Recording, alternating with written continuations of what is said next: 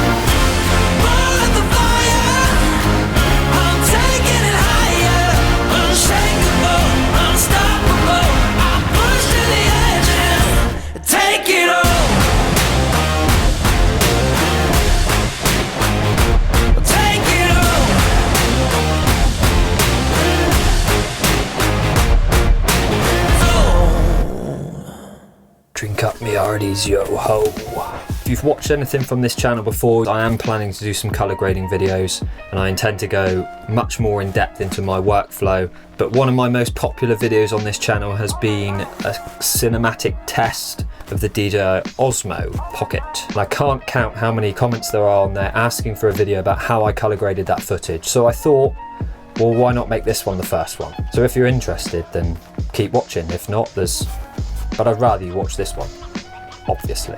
First things first, before you can get onto colour grading, you've got to make sure you get the best image in camera that you can. Make sure you get a really good, well exposed image in camera first, because ultimately if you don't, then there's nothing you can do. You can grade it until the cows come home and it still won't look very good. So, on that note, here's the settings that I've been using.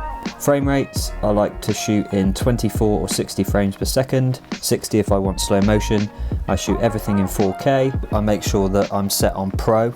Color, I use D-Cine-like because it's a flatter picture profile, which gives you the most flexibility in color grading. I make sure I use my histogram to expose my shots, and I also make sure that overexposure alert is always switched on, which is basically zebras, and that warns you where your highlights are blown out. And then to expose, I make sure I'm in manual. To expose your shots, you can either use an ND filter if you have one, but if not, you would just use your shutter speed to expose your shots. But if you're shooting at, say, 24 frames per second and you have a lot of motion in your shot, just be a bit careful about having to crank your shutter speed too high, because you will get jittery footage and slightly unnatural looking movement. So let's get on with the grading. So as you can see, I do use Final Cut Pro.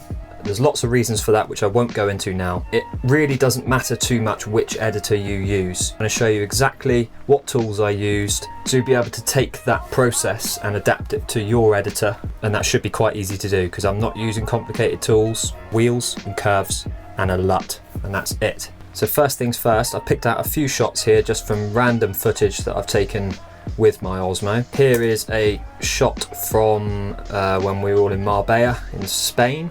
Then there's another Marbella shot here. This is in Dublin, Ireland. I was very, very lucky to stay in the penthouse of the Clarence Hotel in Dublin, which is owned by Bono.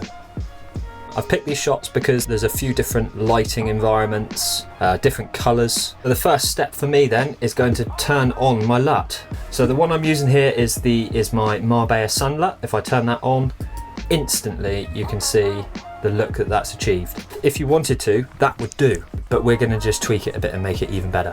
First set of tools I'm going to use is colour wheels, and I'm also going to add colour curves. And this is important. Always put these adjustments before your LUT. That way you're tweaking exposure levels and the colours of the original footage before the LUT is applied to it. I tend to use the colour wheels to push certain colours into different areas of the image. For example, I may want to warm the highlights up a little bit, in which case I would push the highlights up towards orangey red. Or I may wish to cool down the shadows, in which case I can push, say, blue or teal into the shadows. Or sometimes I will tweak the exposure in the wheels as well, but I find that the curves adjustment for the exposure is more accurate. You've got more control over exactly what you're doing, which you'll see in a minute. So hold your horses a minute. So what I am going to do here, I know it's already really warm. I made this LUT pretty much for a kind of holiday scene. It looks smart, but I'm just going to warm it up even more. Push some more orangey red into the highlights. So if we turn that on and off, it's very subtle, but it's just warmed it up ever so slightly more. My other tip would be to always have your video scopes up. So the vector scope will tell you where your colors are sitting and also how saturated they are. Osmo Pocket footage is 8-bit, it's not 10-bit. You have got to be careful, because if you push colors too far, you'll start to see it breaking up and all sorts of weird and wonderful stuff going on. You don't want that. Just nice subtle adjustments overall make a big difference. So the next step is we're going to go into the curves. If we look at the waveform here, the midtones and the shadows are fairly high. What I'm going to do is, just to create a little bit more contrast, is I'm just going to create an S curve. If you watch the waveform as I do this, you'll see it's just bringing my shadows down. Highlights up ever so slightly. Sometimes I notice people struggle with images looking flat. I see it in lots of groups and things. Someone will post a video of theirs and say, this is looking flat, I don't know why and I don't know how to fix it. Here's a very quick and easy way to do that. With your S curve, the tighter you make the S, like so, the more pop you get in your image. So what that's doing is it's creating mid-tone contrast, flat, pop. Now obviously that's really extreme, I wouldn't go that far. If you find your images looking a bit flat, that's the way to do it. One thing to note, never go below 0 IRE on your waveform and never go above 100 IRE. As soon as you go above 100, your whites are clipped, and as soon as you go below 0, your shadows are crushed. Keep your darkest shadows just slightly up above 0 IRE. And if we toggle that on and off, you can see that's created a really nice look there. What I might do with this is, I think there's room for it, increase the saturation in the original footage ever so slightly. We've warmed it up and we've just brought back a bit more saturation. That's looking really cool. So here's a shot of my friend Jezza just strolling along the marina there in Port of Banús, or the Port of Abuse as they call it. I'm just going to turn on my LUT, and here I've actually used the other one, which is English Oak. So again, that's a really nice look and would be fine on its own, but we're just going to do exactly the same thing as we did with the last shot. We're going to add some color wheels, the color curves, and we're going to move both of those adjustments to below the LUT so they're affecting the original footage. Just going to bring some warmth into the highlights of this shot. We're going to add a touch more saturation, and I'm just going to create a little bit more contrast in this shot. The underneath of the car and the wheels are dancing around 0, so they are borderline crushed, so be careful. And then with this curve, I'm just going to bring it in ever so slightly here, just to brighten up the mid-tone, so the midsection. Pull back off those shadows ever so slightly. We're not losing any detail in the shadows or the whitest of whites. Still plenty of detail there. Often when I'm color grading, I'm going back and forth between the two, between the wheels and the curves, making fine adjustments. Just a little bit more in the highlights just to warm up those skin tones. That's what it looks like straight out of the camera to that. Looks great.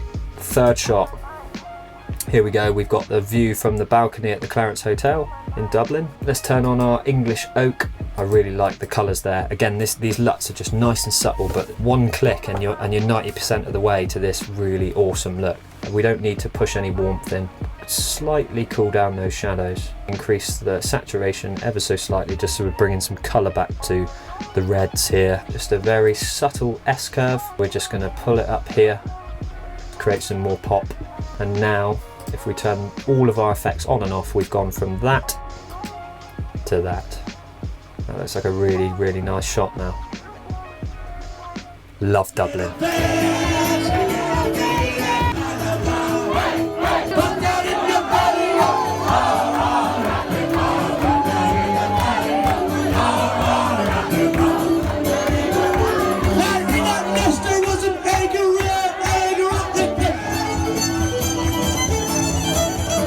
Got to get back as soon as the world gets back to normal.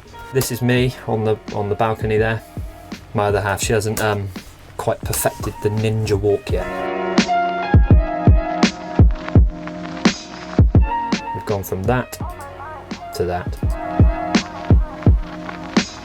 Looking good.